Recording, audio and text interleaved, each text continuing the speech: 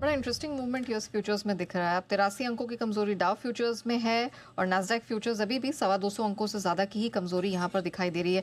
Europe के बाजार आज सुस्त खुले थे और अभी भी देखा जाए तो हाँ, थोड़ा निचले स्तरों से रिकवरी ज़रूर आई है। आधे पौन % की ही अब यहाँ पर कमजोरी रह गई है। सर, हमारे मार्केट्स में तो स्ट्रेंथ है, रुपया हमारा स्ट्रॉन्ग है और कच्चा तेल तो इनफैक्ट $64 के पास आ गया।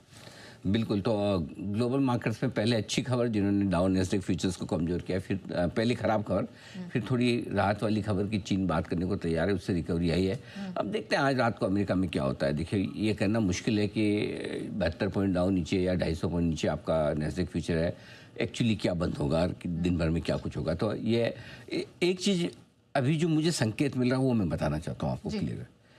आज एक बात पक्की है कि कल की तरह शांति वाली खबरें नहीं होगी। आज मतलब कम खबरों वाला नहीं, अमेरिका में ज़्यादा खबरों वाला दिन होगा टैरिफ वॉर को लेकर।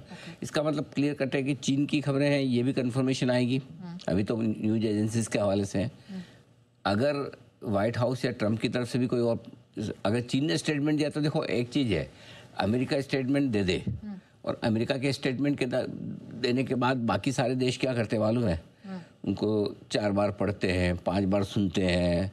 ऐसा बोला होगा तो क्यों बोला होगा, इसके पीछे उनका क्या सोच रही होगी, ये तो नहीं, कहीं वो तो नहीं, ऐसा सोचा होगा, वैसा सोचा, वो सारा आनू आता ना, वो गुलाब को लव मी और लव मी नॉट टाइप वाला फूल है, ऐसा बाकी सारे दोस्त जितने देश है ना वो सब ये करते रहते हैं। अमेरिका के सिस्टम है, चीन ने स्टेटमेंट दिया, ये ले मेरा। तो अगर चीन का स्टेटमेंट सही है तो अमेरिका का स्टेटमेंट पक्का आएगा कुछ ना कुछ। करेक्ट, ठीक है। तो इसलिए आज कुछ तो कुछ होगा तो जरूर, मेरे को ऐसा लगा कि कुछ बड़ा होगा, जो भी होगा अमेरिका में ऊपर या नीचे की तरफ। अब हमें नहीं पता किस तरफ होगा। हम हमारे बाजारों की अगर बात करें, क्योंकि डाउ फ्यूचर्स अभी तक उतने रिकवर जरूर हुए, लेकिन एकदम से अगर ये लगे कि चीन झुक गया या पूरी तरह से तैयार है, तब तो डाउ फ्यूचर ये दिखेंगे नहीं आपको, फिर तो 500 ऊपर हो जाएंगे।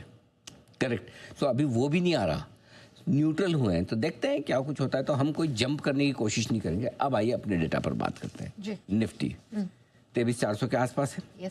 23,300 आपका मेक और ब्रेक लेवल है। अब 23,300 के पुट पर और कॉल पर, नेहा जी ध्यान से सुनिएगा, दोनों पुट और कॉल पर 1.25 करोड़ शेयर है, बराबर ओपन इंटरेस्ट है दोनों पुट।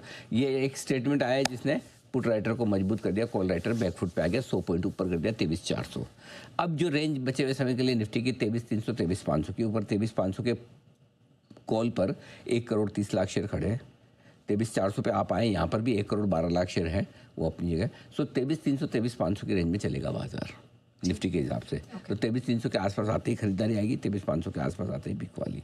ठीक है। और 500-550 की रेंज में आए तो प्रॉफिट बुक कीजिए।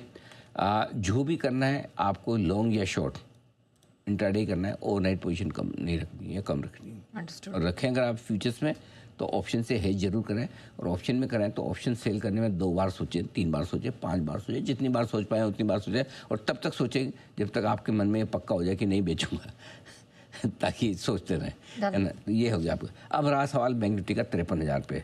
वैसे तो स्टॉप लॉस ट्रिगर करने के लेवल सारे आ चुके हैं, तो यहाँ पर बैंक निफ्टी में चूंकि 53,000 पे बंद हो रहे हैं, हम यहाँ वेट एंड वॉच करेंगे, क्योंकि एक तरफा बढ़िया तेजी हुई है। शॉर्ट करने जैसा बैंक माफ़ कीजिएगा, शॉर्ट करने जैसा बैंक निफ्टी है नहीं, और लॉन्ग करने के लिए अब यहाँ पर इस लेवल पे थोड़ा कंफर्ट कम है, थोड़ा वेट करते हैं।